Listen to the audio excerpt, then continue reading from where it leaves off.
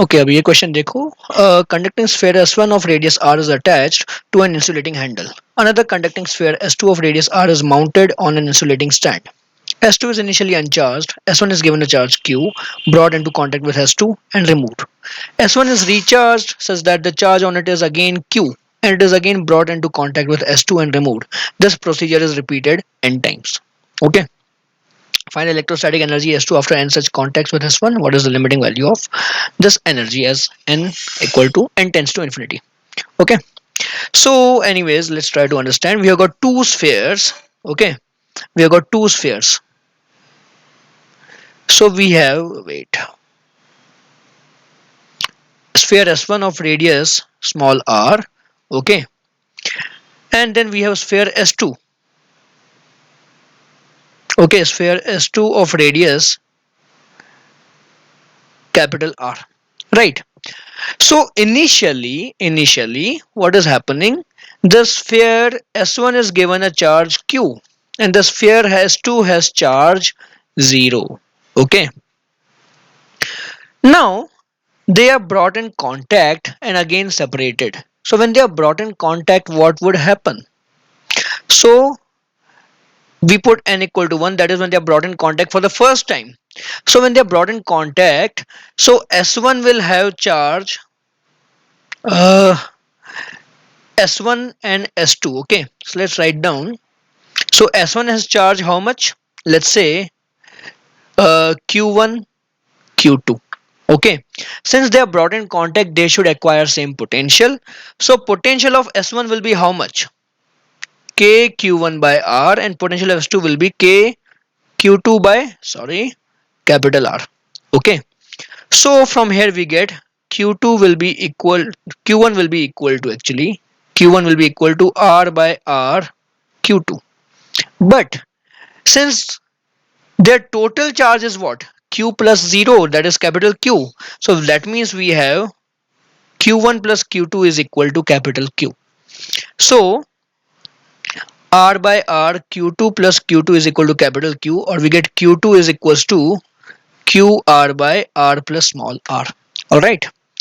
So after first contact, the charge on S2 will be QR by R plus R.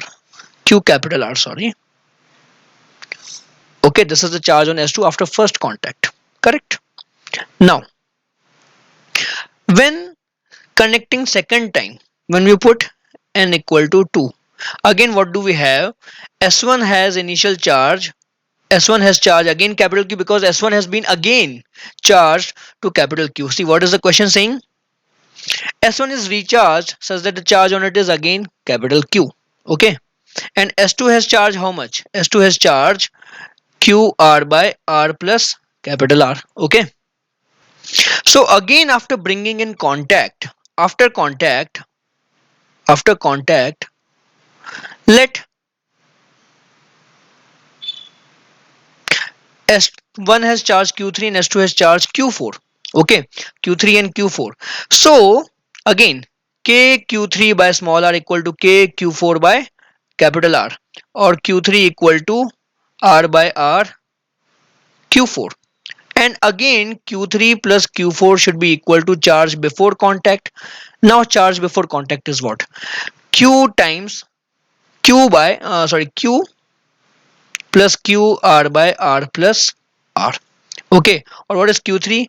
R by R Q4 plus Q4 equal to Q times 1 plus R by R plus R. Okay, correct? Or I can write down that now Q4 is equals to Q R by R plus R plus Q R by R plus R whole square. Okay, so this is the charge on the S2 after two cycles. Okay, so in general we can write down that after one cycle. Okay, number of turns you could write, number of turns or cycles, and charge on S2. Charge on S2. So after first turn, charge is how much? QR by R plus R. After second turn, charge is how much? QR by R plus R plus Q r by r plus r whole square. Similarly, if you go on, so after third turn, the charge will be q r by r plus q r by r plus r whole square plus q r by r plus r whole cube and so on. So after n turns, what do you get? After n turns, it will come out to be summation. Now you have a see, you have a geometric progression over here. You have a geometric progression. Okay. So for geometric progression for n, let's write down. Common ratio is how much? Common ratio x equal to r by r plus r, correct? And first term is how much? Q r by r plus r. So what is the sum in this case for r n at after n turns? After n turns, the total charge will be sum. Okay, total charge will be sum of geometric progression, correct? So q n you could write down or on the sphere s2. So it will be first term q r by r plus r times common ratio x power n minus 1 divided by x minus 1, right? So this will be q r by r plus r, uh, r by r plus r power n minus 1 divided by r by r plus r minus 1. So what do we get? This will come out to be equal to q r by small r 1 minus r by r plus r power n. Okay, this is the total charge on the S2 after n cycles. Okay, now to calculate what the question is asking, the energy of sphere S2. So energy means we have to calculate self energy. Self energy, self energy of a hollow sphere. Actually, it's a conducting sphere, so the charge will be on the surface of the conductor only. So for spherical shell, what is the formula? Formula is q square by 4 pi epsilon naught times radius. So here q will be qn actually. So we get q square r square by r square 4 pi epsilon naught capital R 1 minus r by r plus r power n whole square. Oh yeah, there will be a by 2 also in denominator. I forgot to add that. Okay, so what do we get? Q square r by 8 pi epsilon naught small r square 1 minus r by r plus r power n whole square.